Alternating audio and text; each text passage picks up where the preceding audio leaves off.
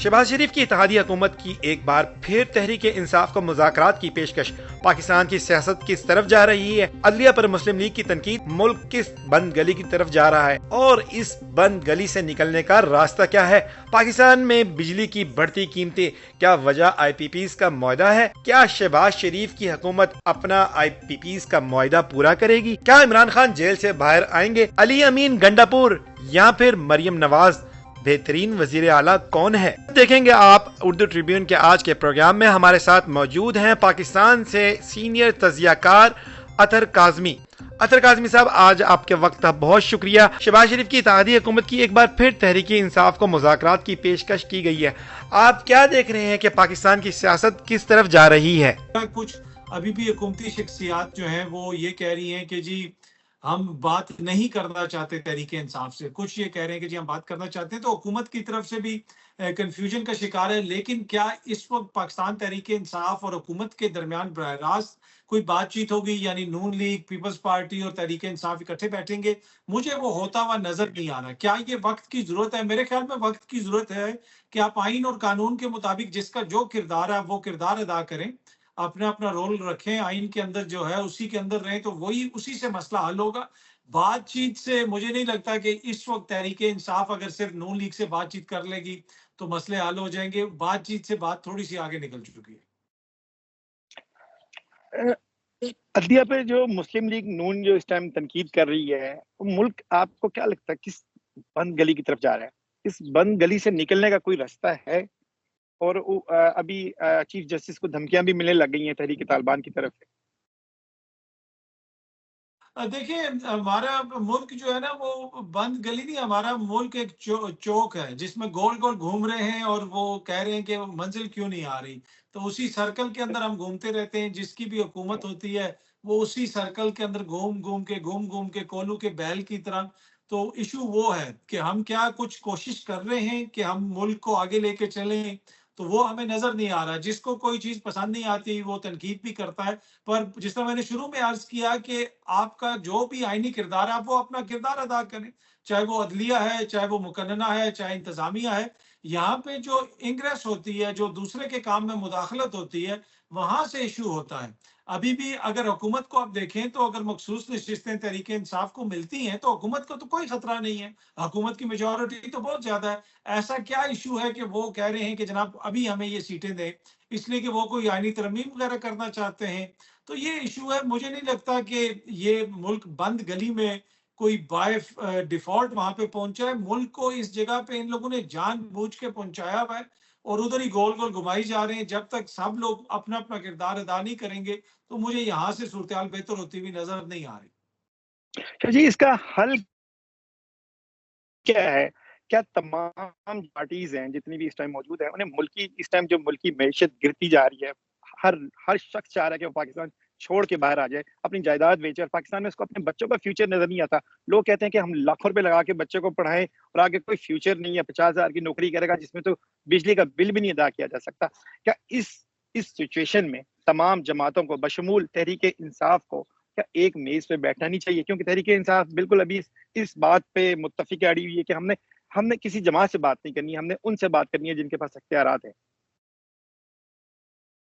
देखिए, in theory तो ये बात बिल्कुल ठीक है जी, आपको मिल बैठ के बात करनी चाहिए, मसाइल का हल निकालना चाहिए। पर उधर मिल बैठ के आप किस चीज के ऊपर एग्री करेंगे? क्या 50 साल पहले इस मुल्क में एक आइन नहीं आ गया था? क्या हम आइन के ऊपर एग्री कर रहे हैं? आइन को हम मानने के लिए तैयार नहीं है। कोई वक्त पे इंतखाबात नहीं करवाता, किसी के कोई और मसाइल है। तो ये बातचीत, जिस तरह मैंने पहले भी कहा कि जमातों के साथ बैठने से नहीं होगा। यहाँ पे देखे ना, क्या था टोटल आपका बयानिया क्या था? बयानिया ये था कि एक जमात की वजह से यहाँ पे बड़ा नुकसान हो गया, वो तहरीक इंसाफ है। अभी भी तो हुकूमत में सारे लोग मिलके बैठे हुए हैं। क्या कितनी बेहतरी आ गई है?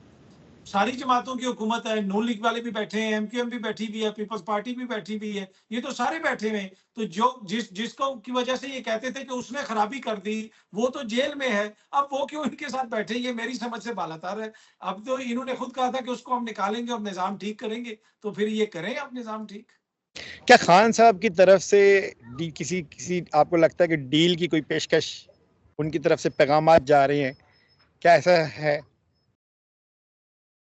देखिए ये राब्ते तो यकीनन हो रहे होंगे। खान साहब को पहले भी ऑफर्स हो रही थी, ये उनकी अपनी जमात बताती रही, उनकी हमशीरा बताती रही, उनकी जमात के लीडरान बताते हैं।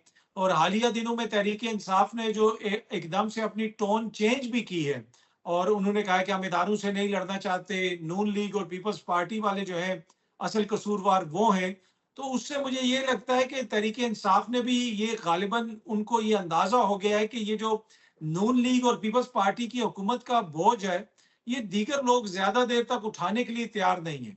ये बड़ी अनपॉपुलर हुकूमत है। जब इमरान खान साहब की हुकूमत थी, तो उस वक़्त भी ये इल्ज़ाम लगता था कि वो एस्टेब्लिशमेंट के कंधों पे बैठ के आए हैं और वो एस्टेब्लिशमेंट के फ्रंट मैन हैं, उनको सिलेक्टेड भी कहा जाता था। लेकिन तनकीद सारी इमरान खान के ऊपर होती थी।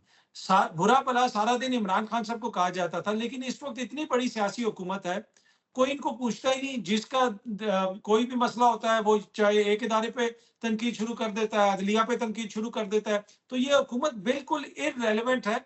और खान साहब को मुझे ये लगता है कि उनको ये अंदाजा हो गया है कि इनका बोझ ज्यादा देर तक नहीं उठाया जाएगा। तो लिहाजा उन्होंने जो एक दो जेस्चर भेजे हैं, पैगामात भेजे हैं ओपनली पब्लिक के सामने, मुझे ये लगता है कि वो उस जानिब जो है वो एक कदम है। मुल्क इंतखाबात का, एक और इंतखाबात का क्या मुतहम्मिल है? मुल्क किसी एक दफा फिर से मुल्क, सॉरी कॉल आ गई थी बीच में। मुल्क क्या एक दफा फिर से एक साल के अंदर इंतखाबात का मुतहम्मिल हो सकता है? क्या इतना बोझ सह सकती है हमारी मईशत? हमारी मईशत के ऊपर बोझ वो हैं जो इंतखाबात के जरिए इक़्तिदार में आए हुए हैं। तो इनको निकालने के लिए कुछ भी होगा, तो उससे मईशत पे कोई बोझ नहीं पड़ेगा। देखिए बहुत बड़ा मुल्क है।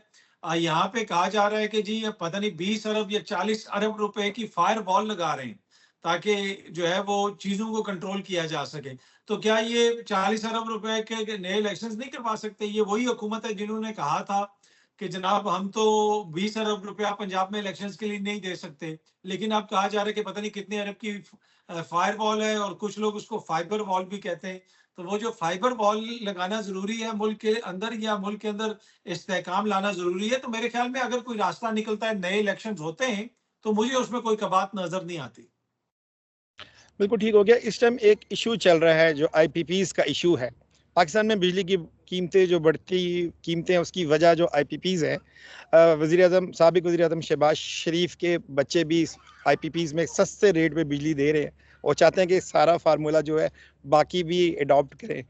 ये इस बारे में आप क्या राय है?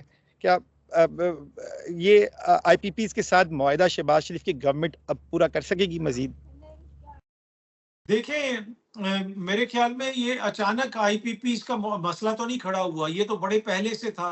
अब अनवारुल्लाह काकड़ साहब भी आ गए, उनके एक वजीर साहब मौसूफ भी आ गए, मुस्तफ़ा कमाल साहब भी आ गए, जमात इस्लामी भी आ गई। अचानक इन सबको आईपीपीज़ नजर आना शुरू हो गई। ये तो पहले भी मसला था, मिफ्ता इस्माइल साहब को भी नजर आ रहा है। तो इसमें कोई दो राय नहीं कि इस वक्त जो पाकिस्तान के अंदर हालत है, यकीन करें कि लोग खुदकुशियों पे मजबूर हुए हैं। और ये मैं कोई मेटाफोरिकली बात नहीं कर रहा, ये बाकायदा इस तरह की न्यूज़ रिपोर्ट्स आ रही हैं, इस तरह के वाक़यात हो रहे हैं कि पाकिस्तान की तारीख में पहली दफ़ा भाई ने भाई को कत्ल कर दिया बिजली के बिल पे।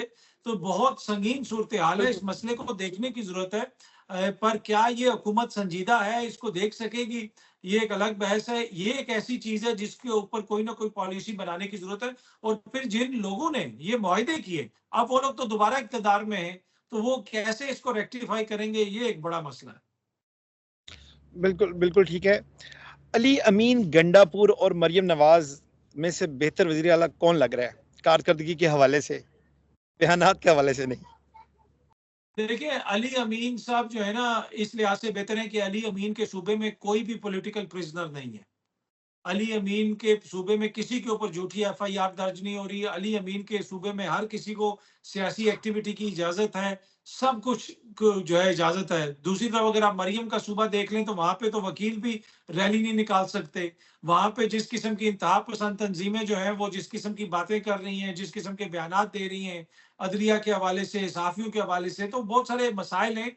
बाकी अली अमीन जो है उसके मसाइल तो बहुत सारे हो सकते हैं, लेकिन अली अमीन दो तिहाई अक्सरियत लेके वहां पे आया हुआ है, उस जमात का बंदा है जिसने इतने वोट लिए हैं। और मरियम बीबी की तो अपनी सीट के हवाले से तहफ़्फ़ुज़ात का इज़हार करते हैं लोग, उनकी अपनी सीट ट्रिब्यूनल में चैलेंज हुई हुई है।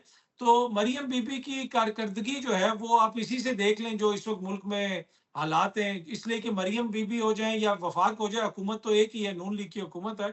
तो मुझे नहीं लगता कि दोनों की कारकर्दगी कोई ऐसी है कि जिसके ऊपर एक को मैं कह दूं कि वो बहुत जबरदस्त है।